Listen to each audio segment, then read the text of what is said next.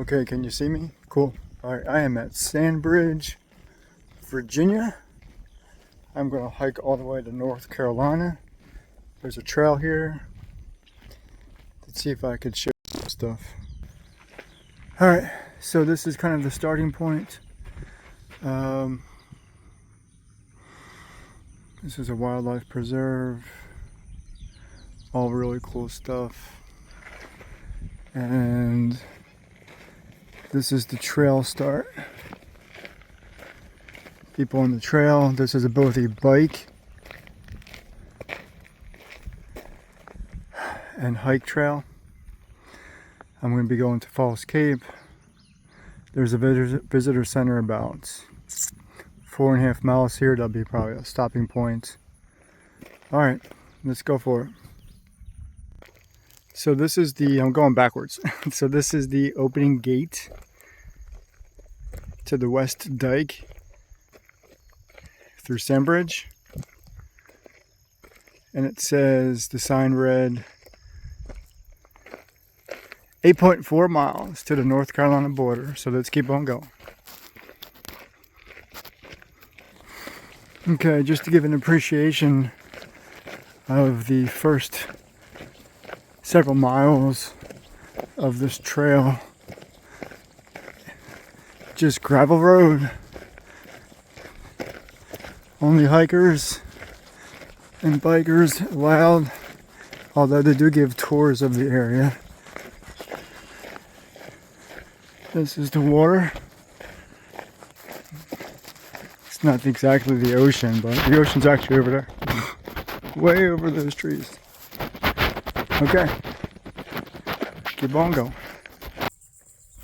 Okay, so after about a mile or so in, you see how we're losing the view of the water and it's more of a tree line. So I'm going to go, this is the forward direction. We're about to go around a bend.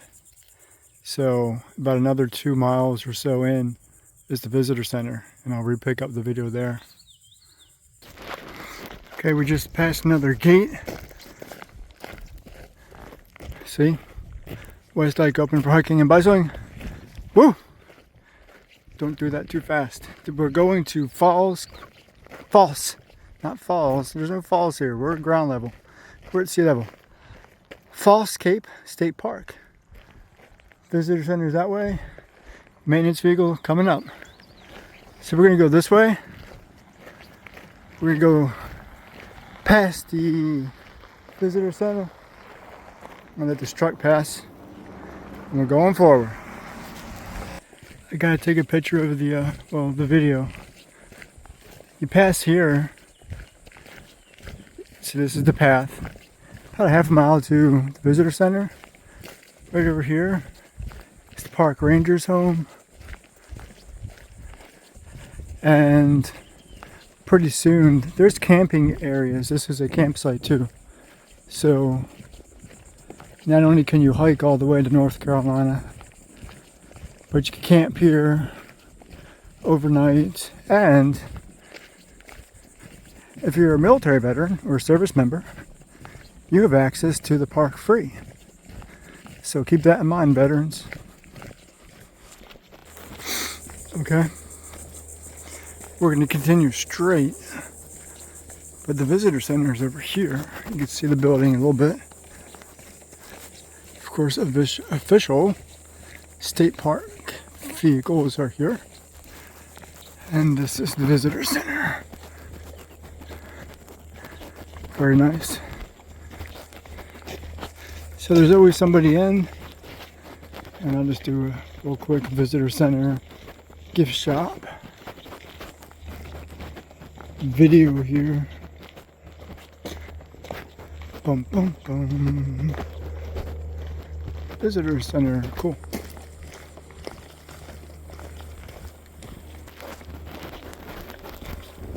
Hey, good morning. How you doing?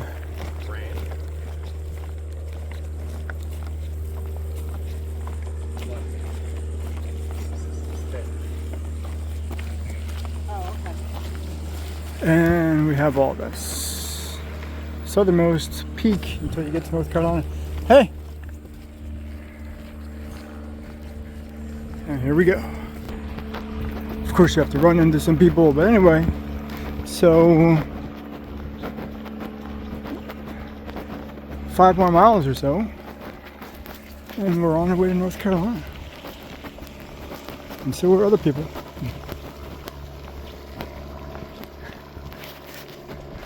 Okay, once past the visitor center, you pick up Sandbridge Trail. And this is what it looks like. Closed in by trees, dirt path, losing some of the rock gravel part. Got some ways to go. Okay, from 3 miles back, this turns into sand. I'm going to try to get this as best I can. North Carolina, ocean, I'm still on the trail, and then right over those dunes is the Atlantic Ocean. I want to go this way a little bit more, but I've hiked 10.5 right now. Whew. I got to get back some way. I like this part of the trail. I am maybe about 1.5 miles, maybe a mile from North Carolina border, but it's tree covered and it's got this pine straw. I'm still in the sand dune area, so every once in a while the sand area kind of kicks in and the traveling is a bit slower, but I like this area. It's nice and covered, quiet. Let's move on. Okay, so this is what I mean by sand dunes. So about 3 miles north of the North Carolina border, although some of it is surrounded by trees, a lot of it is just sand dune stuff, making walking very challenging, but not impossible. Let's move on. Okay, that is to North Carolina. I think I've passed through all the sand dune area. I'm back in the hard ground, forested area. So that way is to the campsites and to the visitor center. As I get closer to the visitor center, which is this way, this is a lot of what my day has been like underneath all these trees. And if it's not sand, it's puddles. We've had rain, heavy rain last week, so this doesn't get a whole lot of sun, but it is warm today. It reached, I think it's the low 80s. Not too hot for a hike. And in the shade here, a nice breeze, feels pretty good. I'm totally in my element here. I've already hiked 14 miles. Got six plus to go. Just wanted to provide a view. Interior. The Atlantic Ocean is behind me, the other side. I have to get, according to I have to get way over there. Another 5 miles. Going that way. That way is to campsites and the ocean. That path is where I just came from North Carolina. If I turn around and move this way, let's get to the visitor center. Let's take a real quick break. Let's get to the car. Okay, I love Virginia State Parks. 1,146 miles to Key West's southernmost Virginia State Park, Falls. I always say Falls. It's Falls Cape. I need to figure out what that means. Virginia Beach, Virginia. All right. Let's take a short break. Okay. This is where I came from. This is everything going into Sandbridge. Sorry. Yeah, I think it's called Sandbridge Trail. All the way down North Carolina. Now, I'm leaving the comforts of the trees, and this is really what my last 4 miles will look like. Just open terrain. If you go to my right, way over those dunes over there, way over that foliage, is the Atlantic Ocean. Alright, my last 4. So welcome back. Of course, this is Dr. Keith McNally, and this is the Trail to Transformation Appalachian Trail Through Hike. And so each month, or actually more frequently than that, I'm going to give myself some challenges. And my latest challenge is to go from Sandbridge, Virginia, which is a beach area at the southernmost point here in Virginia. So the Virginia Beach area, going all the way down, has a Sandbridge Trail. It's actually a combination of a couple of different trails, but the longest part of the trail is Sandbridge. So the Sandbridge Trail goes all the way from the southernmost point of Virginia at I always get this wrong. It's not Falls Cape because we're right here on the ocean. It's Falls, F-A-L-S-E. It's Falls Cape. And there's a 10-mile trail that goes all the way to the North Carolina border, which is what I took. And so from the visitor center, parking lot, all the way through the trail, all the way through the border, and I just made it to the border, so I've never done this before. And so this is my second hike on the trail itself. And so I took the trail about a month or so ago from the parking lot, the visitor center, all the way to, it's actually the parking lot entry point to the visitor center, which is about 4.5 miles into the trail and back. And so on that day, I actually did a hike at my local trail and did 9 miles, and then went there and did another 9 miles for a total of 18.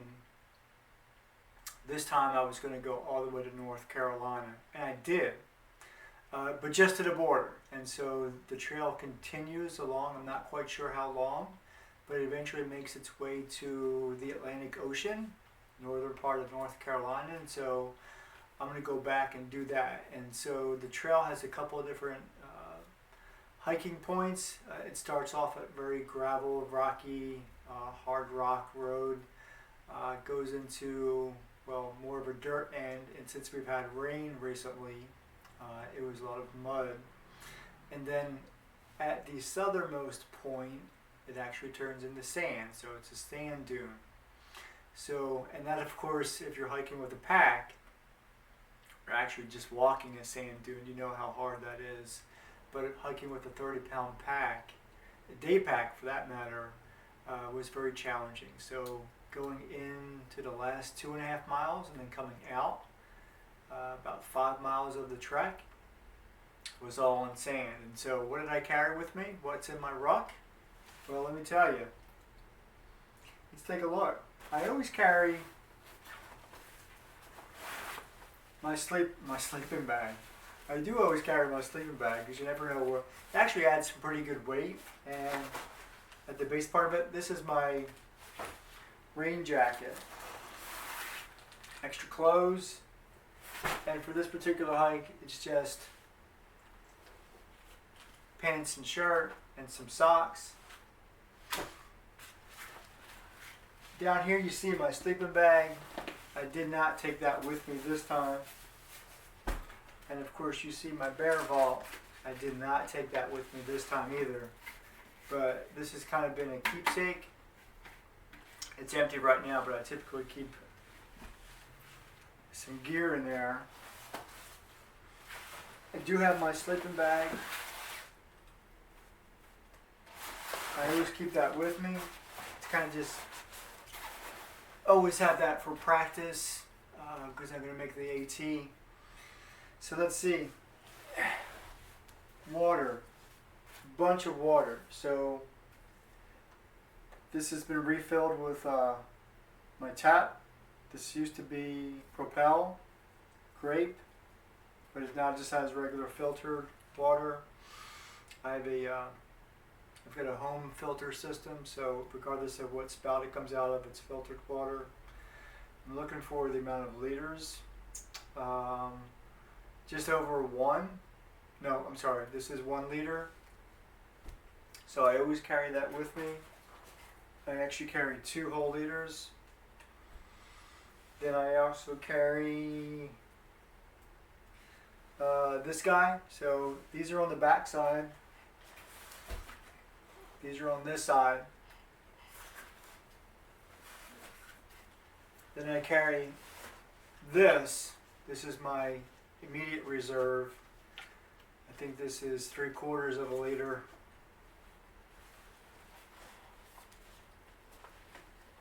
All right. I can get that back in. I always carry my bottle, and I carry this in my fanny pack, which sits right here. So that's always there. These are my keepsakes. So I got these at Walmart. These are 1.5 liters each. And my goal for this was to keep ice in them, filled with ice. So these are pretty heavy for carrying around. Because I didn't want to get dehydrated and I did want to stay cool. So these stayed in here, filled with ice. And I've got some, if I can only remember where they were, my granola bars. I typically keep granola bars. I keep my granola bars in the waist. So I got my emergency inhaler and I've got some granola here.